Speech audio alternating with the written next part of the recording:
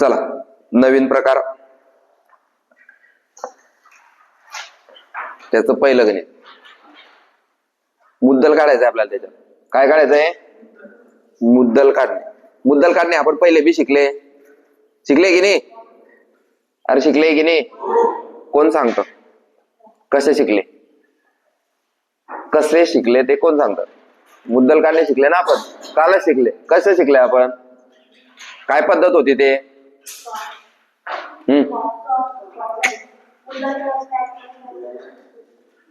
वेगळ्या पद्धतीनं. आपल्याला टक्के दिलेले असायचे, मल्टिपल चे टक्के दिलेले असायचे, बरोबर का? 2 वर्षाचं आपल्याला काय दिलेलं असायचं? व्याज दिलेलं असायचं. 3 वर्षाचं व्याज दिलेलं असायचं. मग आपण काय करायचे? जर 8% असतील तर 3 वर्षाचे 24% बरोबर एवढं व्याज, तर 100% बरोबर किती? समजतंय का? ही पहिली पद्धत शिकले होते आपण. आता दुसरी पद्धत आहे मुद्दल काढायची. घ्या, एका रकमेची 5 वर्षाची रास 2000 रुपये. एका रकमेची 5 वर्षाची रास 2000 रुपये व 3 वर्षाची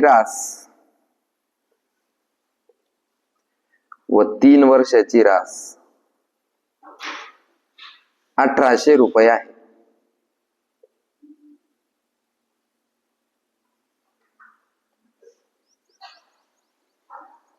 एका रकमेची 5 वर्षाची रास 2000 रुपये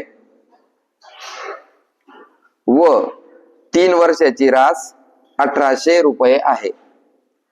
तर ती रक्कम कोणती?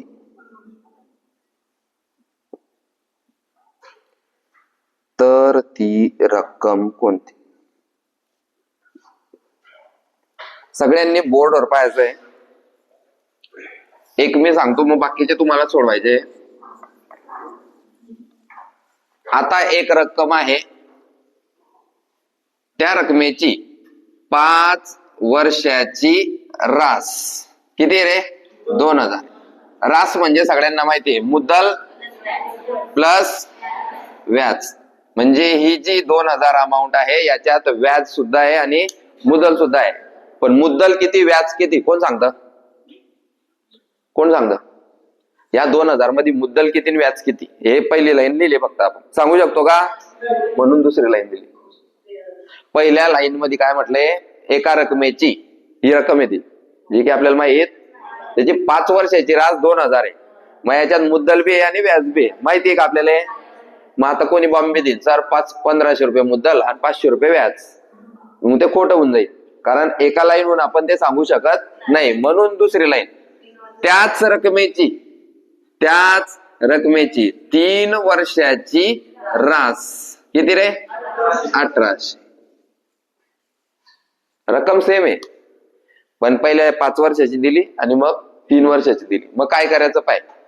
5 वर्षाची रास 2000 आहे, 3 वर्षाची रास यांची करायची वजाबाकी. उत्तर आलं? मग तू मला सांग, आता व्याज आपण कर्ज मुद्दल घेतो, त्याच्यावर व्याज देतो, मग मुद्दल वाढतं का व्याज वाढतं? व्याज वाढतं ना. मुद्दल तेवढं राहतं. आता समजा गाडी घेण्यासाठी तू 50,000 रुपयाचं कर्ज घेतलं, मग तू त्या 50,000 लोकांना काय देतो? व्याज देतो. 50,000 तर तेवढे राहता ना. का तू 50,000 ते 51,000 करतो, मग 52,000 करतो. 50,000 हे कॉन्स्टंट राहता, फक्त त्या 50,000 आपण काय देतो? समोरच्याला व्याज देतो. मग 50,000 जर आपण 5,000 रुपये व्याज दिलेलं असेल, तर टोटल अमाऊंट किती होते? 55,000. मग ती 55,000 काय झाली? रास. मग ते सांग, 50 जसेच तसे व्याज वाढलं. जर तू 1 वर्ष लेट केलं मग 56,000 होईल. अजून 1 वर्ष लेट केलं तर 57 होईल. अजून केलं तर म्हणजे काय वाढेल? व्याज वाढेल. मुद्दल वाढत, मुद्दल हे कॉन्स्टंट राहतं. लिहून ठेवलं होतं आपण, मुद्दल 100%, ते हलणार नाही. मग आता याच्यात बी मुद्दल कॉन्स्टंट पाहिजे, याच्यात बी मुद्दल कॉन्स्टंट पाहिजे. मग ह्या दोन्हींची वजाबाकी होऊन जे 200 रुपये आले ते काय रे? व्याज. 2000 हे 5 वर्षाची होती, 1800 हे 3 वर्षाची होती. 5 वर्षामधून 3 वर्ष गेले, उरले मग जर 2 वर्षाचं व्याज 200 रुपये, 2 वर्षाचं व्याज, तर एका वर्षाचं किती? 2 वर्षाचं व्याज 200 रुपये, तर एका वर्षाचं 100. आलं का? 2 वर्षाचे 200, तर एका वर्षाचं सरळ व्याज. व्याज हे दरवर्षी. हा, मग आता तू सांग, जर 2 वर्षाचे 200, तर 5 वर्षाचं व्याज किती रे? मग या 2000 मधून व्याज कमी करायचं है ना. रास मधून 5 वर्षाचं व्याज आपण काय केलं रे? वजा केलं, तर आपल्याला काय भेटतं? मुद्दल. तूच सांग मग. 2000 मधून 500 गेले, हे 1500 आले, तसे हे बी 1500च आले पाहिजे. जर आले तर आपलं उत्तर बरोबर आहे, नाही तर चुकलंय. 5 वर्षाचं व्याज किती? तर 3 वर्षाचं किती? तर 1800 मधून 300 कमी झाले, दोन्ही 1500. म्हणजे ती रक्कम किती होती रे? कोणाकोणाला समजलं? परत एकदा सांगतो, एकदा मध्ये नाही समजत. मी न काय काय केलं ते तुम्हाला परत सांगतो एकदा. आता मी समजण्यासाठी एवढा मैदाना करतोय, नाही तर पटापट सोडवलं असतं. ही अमाऊंट आपल्याला माहित नाही. गणिताची पहिली लाईन म्हणते की आमच्याकडे 5 वर्षाची रास 2000 आहे आणि 3 वर्षाची रास 1800. मग मी काय केली? 5 वर्षामधून 3 वर्ष वजा केले, 5 मधून 3 गेले 2, आणि 2000 मधून 1800 गेले. मग हे 200 रुपये 2 वर्षाचं व्याज. सगळ्यात पहिले तुला हे समजलं पाहिजे की या 2000 मधून जर 1800 गेले, हा ही रास आहे, दोन्ही रासचे आपण काय केले? वजाबाकी केली. मग ह्याच्यामध्ये मुद्दल बी आहे, व्याज बी आहे, ह्याच्यात बी मुद्दल बी आहे, व्याज बी आहे. मग ह्या दोन्हींची वजाबाकी केल्यानंतर जे उरलं ते काय आहे? व्याज. मग हे 200 रुपये व्याज 2 वर्षाचं, 200 रुपये व्याज 2 वर्षाचं, एका वर्षाचं 5 वर्षाचं, ते 500 ह्याच्यातून वजा करायचे, उत्तर येईल. हे मुद्दल आहे. 2 वर्षाचं 200, तर 3 वर्षाचं 300, ह्याच्यातून 300 वजा केले 1500, म्हणजेच ती रक्कम होती 1500. लिहा. अशा गणितांची आपण आता प्रॅक्टिस करणार आहे.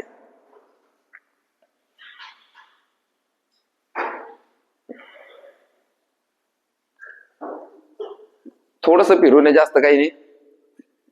जर तुम्ही या फील्ड मध्ये जुने झाले की सगळं सोपं वाटायला लागतं.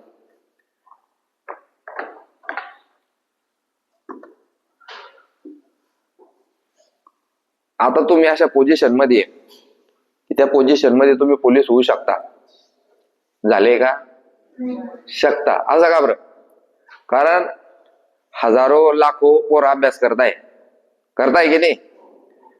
त्या एवढ्या कॉम्पिटिशन मध्ये आता सगळ्यांना हे गणित येतं, तुम्हाला बी येतं, तुमचं मराठीला येतं, तुम्ही गणितचा क्लास येतो, बुद्धिमत्तेचा क्लास येतो, जीके येतं.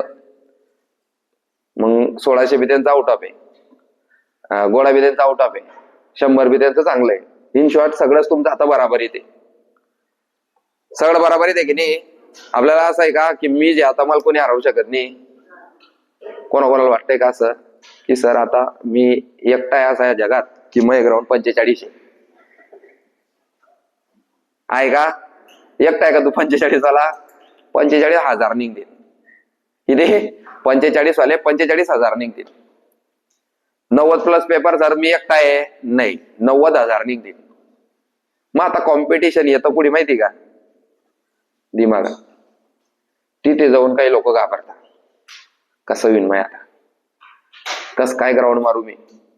अरे रोज 5 वाजता उठीसन प्रॅक्टिस केली आहे, संध्याकाळी प्रॅक्टिस केली आहे, करशील काय? जे तू प्रॅक्टिस मध्ये करत होता ते स्टडी कर. नाही मेंटली पेपरला जाण्याच्या 1 दिवस अगोदर रातभर जपत नाही जपला दिमाग थकतो. दिमाग थकला काय होतं? परफॉर्मन्स देता येत नाही. ग्राउंडच्या पहिले बी काही लोकांना धडधड चालू जाते. कस काय होईन आता? आणि मग परफॉर्मन्स खराब होतो. खराब होतो. मग ते पॉझिटिव्ह राहणे. पॉझिटिव्ह कसं राहणे? जे होईन ते. मी मेहनत केलीये, देव पाहिजे आता काय, ज्याची मेहनत जास्त राहील त्याला भेटेल, बरोबर आहे की नाही. आणि एक अजून पॉइंट आहे जो पोरांच्या लक्षात नाही येत, तुमचा स्पीड. तुम्ही किती स्पीडली ते पेपर सोडवताय तो. आता तुम्ही सगळेजण अभ्यास करताय आणि मी तुम्हाला शिकवतोय, का बरं असं? का बरं माझ्यासारखे गणित सगळ्यांना येतात, याला बी येतात, त्या पायाला बी येतात. आता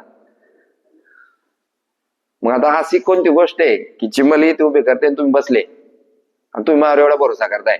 स्पीड. तुम्हाला माहिती आपण किती बी गणित शिकले तर आपल्यापेक्षा फास्ट सरस सोडायचं.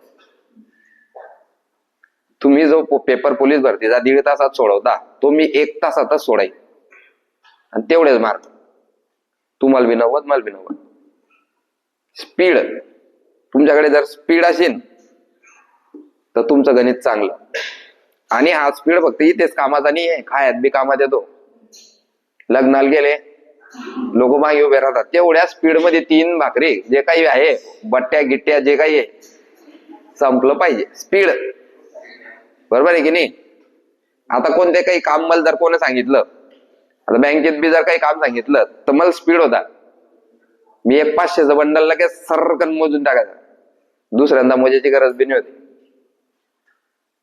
मग हा स्पीड तुम्हाला कामात येतो, बरोबर आहे की नाही. स्पीड पकडा. आता तुम्हाला गणित येत आहे, गणित स्पीडली सोडवा, बरोबर आहे की नाही. आता गणित येत आहे तर मग शांततेनं सोडवतोय, मग शेवटी कंप्लेंट येते पोरांचे, सर पेपरला टाइमच पुरला नाही, बरोबर आहे की नाही. टाइम पुरला नाही, एवढे दिवस काय करत होता? टाइम पुरण्यासाठी काय करायचंय, मग प्रश्नपत्रिका सोडायच्या. टाइम लायसन आपल्याकडे मोबाईल आहे, त्याच्या स्टॉप वॉच आहे, ते स्टॉप वॉचला याची 1.5 तासाची आणि सोडवायचा. मग लोक काय करतात, जर टाइम नाही पुरला तर काय सांगता माहितीये का, सर पेपर कठीण होता, गणित जास्त होते म्हणतो पेपरामध्ये, गणित जास्त होते, बाकीच्या लिहित होते, तुला एकट्याला सगळे गणित टाकी द्यायला त्यांना 100चे 100. पोलीस भरतीचा पेपर कठीण राहत नाही, आपला स्पीड कमी राहतो. आता स्पीडवर काम करा सगळेजण. आता टाइम लावताना 80 मिनिटांचा टाइम लावून पेपर सोडवा. किती? 80 मिनिटांचा टाइम लावायचा स्टॉप वॉच मध्ये. पहा 80 मिनिटात पेपर कव्हर होतो आहे का, समजतंय का? म्हणजे 10 मिनिटं तुम्हाला सवय होऊन जाईल. कॉम्पिटिशन जबरदस्त आहे, त्यामुळे पेपर सोपा येईल याची गॅरंटी कमी, त्यामुळे अभ्यास वाढवा, स्पीड वाढवा. चला पुढचा प्रश्न. जमीन काय आता? एका रकमेची 4 वर्षाची रास 7,000 रुपये. एका रकमेची 4 वर्षाची रास 7,000 रुपये.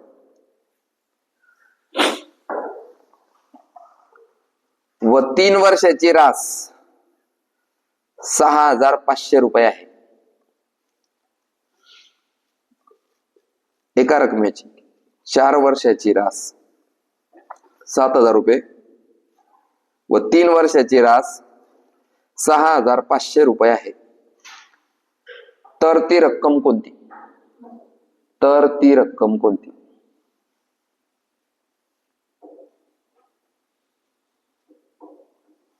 तुम्ही इथे बोर्डवर पाहून सुद्धा उत्तर सोडवू शकता, है ना. सरनं काय केलंय, वर्षामधून वर्ष मायनस, 4तून 3 गेला 1. मग दुसरं सरनं काय केलंय, अमाऊंट मधून अमाऊंट मायनस, 7,000 मायनस 6,500. 7,000 मायनस 6,500, उत्तर 500. वर्ष किती आहे? 4तून 3 गेला 1. एका वर्षाचे 500. एका वर्षाचे 500 तर 4 वर्षाचे 2,000. 7,000 मायनस 2,000, मुद्दल 5,000. तुम्ही बोर्डवर पाहून सुद्धा गणित सोडवू शकता. ही एकदम भारी कला आहे, मागचं पाहून पुढचं शिकणे.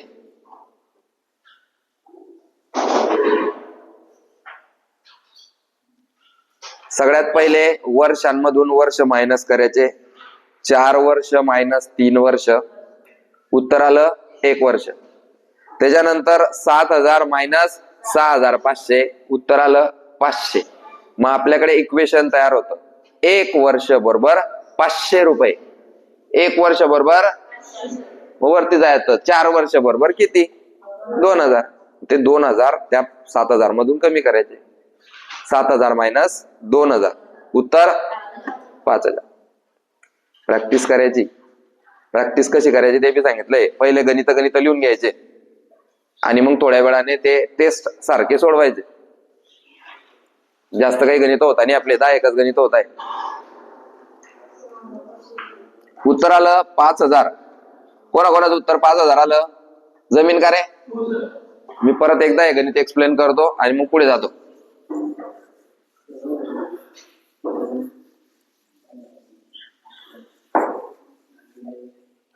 पाय, एक रक्कम आहे, त्या रकमेची 4 वर्षाची रास 7000 आणि 3 वर्षाची रास इकडे बाहेर 6500. मग मी काय केलं, 4 वर्ष मधून 3 वर्ष कमी केले 1 वर्ष, बरोबर का?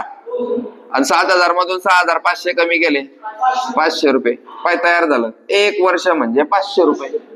1 वर्ष म्हणजे तर 4 वर्ष म्हणजे कमी करायचे उत्तर भेटू जाईल.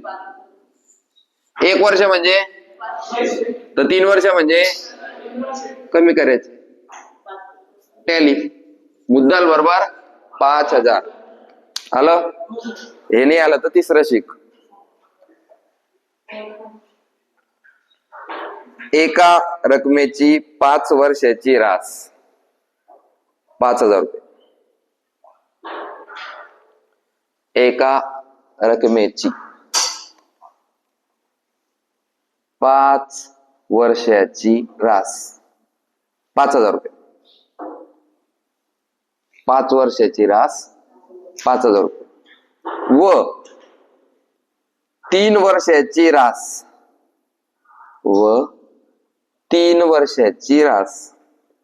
4500 रुपये. 4500 रुपये आहे. तर ती रक्कम कोणती? तर ती रक्कम कोणती?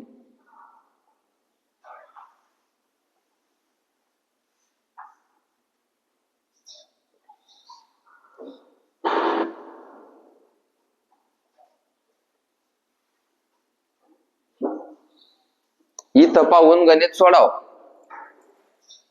हे बोर्डवर पाय काय केलंय सरनं. पहिले किती वर्ष आहे रे?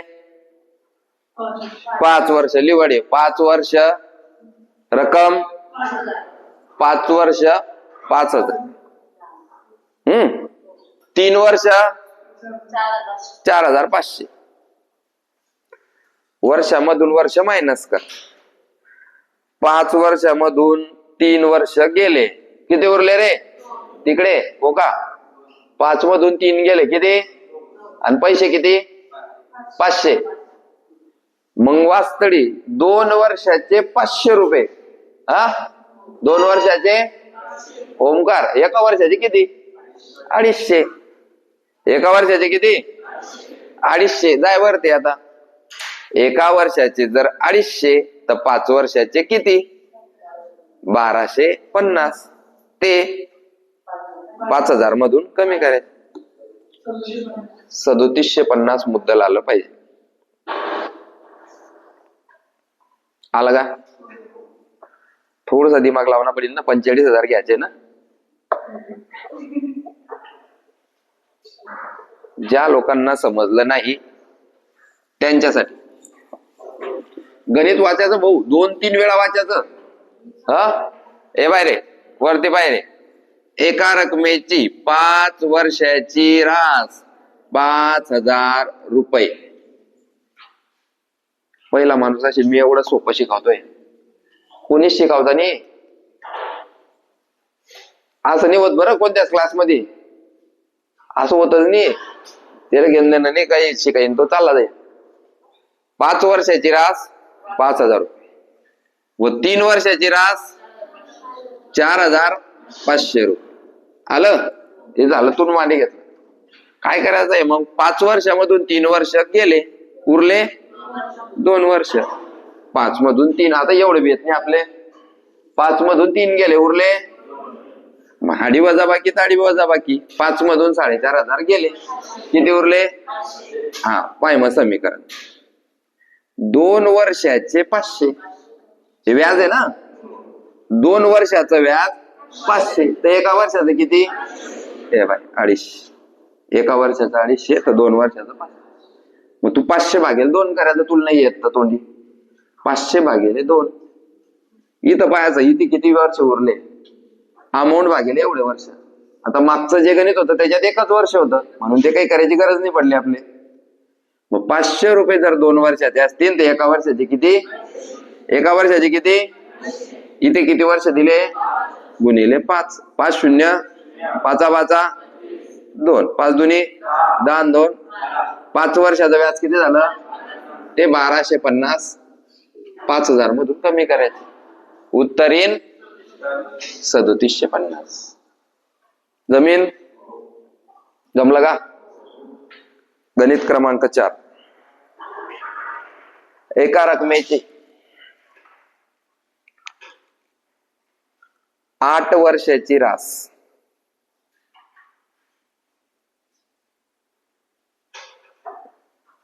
एका रकमेची 8 वर्षाची रास 15,000 रुपये आहे.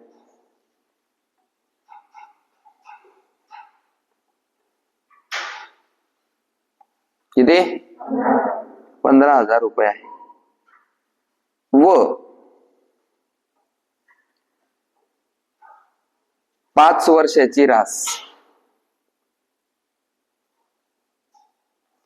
व 5 वर्षाची रास 12,000 रुपये आहे.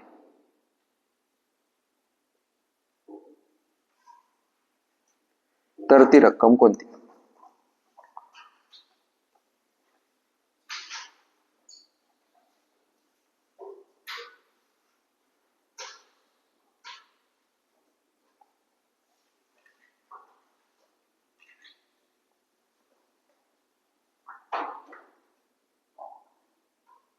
किती आलं मुद्दल?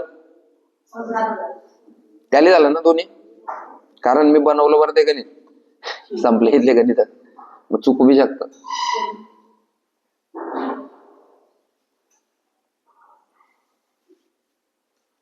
एका रकमेची 8 वर्षाची रास, 8 वर्ष बरोबर 15,000, 5 वर्ष बरोबर 12,000, 8तून 5 गेले 3, 15तून 12 गेले 3, 3 वर्षाचे 3,000, 3 वर्षाचे 3,000 तर एका वर्षाचे 1,000, एका वर्षाचे 1,000 तर 8 वर्षाचे 15,000 मायनस उत्तर मुद्दल 7,000.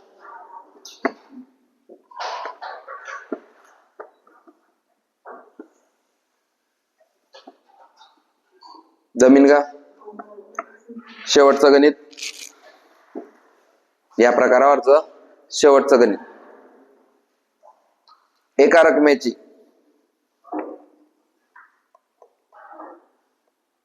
5 वर्षाची रास 7,000 रुपये आहे. 5 वर्षाची रास 7,000 रुपये आहे. किती? 7,000 रुपये आहे, 7,000. व 3 वर्षाची रास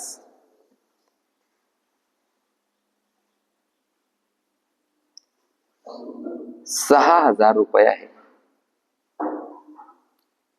3 वर्षाची रास 6,000 रुपये आहे. तर ती रक्कम कोणती? तर ती रक्कम कोणती?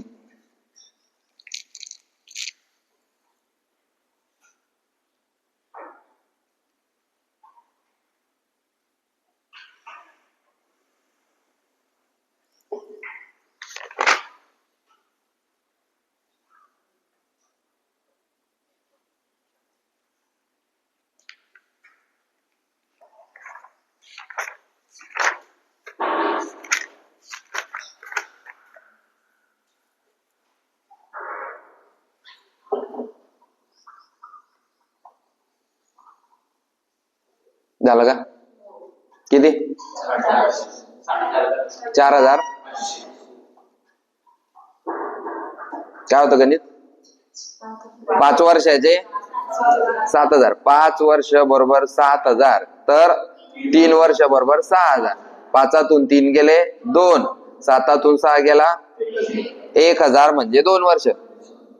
2 वर्षाचे 1000. एका वर्षाचे 500. तर 5 वर्षाचे 7000 मायनस उत्तर 4500. आलं उत्तर? ठीक.